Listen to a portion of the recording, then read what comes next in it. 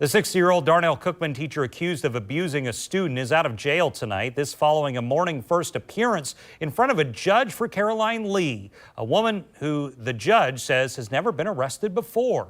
News4JAX reporter Bree Isom joins us live with a few stipulations that she has to follow now that she's out of jail. So she cannot come back to Darnell-Cookman School, which I'm standing in front of right now, and she also can't make contact with that victim, that student that was in the arrest report. Now, we have some clips from her hearing earlier today. In a purple inmate jumpsuit, Caroline Lee faced a judge who handed down orders that are conditions of her release. So you're not to return to where you've been working, and you're not to have contact with the child. And to Ms. Lee, who's been arrested, you are in agreement with that. Is that correct?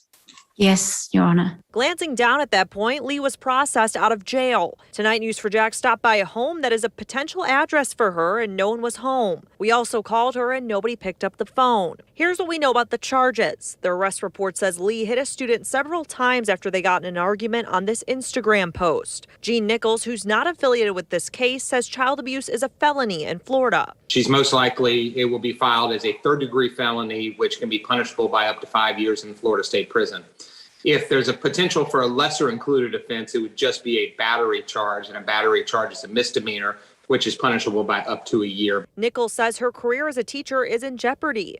I anticipate the state of Florida to at least suspend her until the outcome of this criminal case.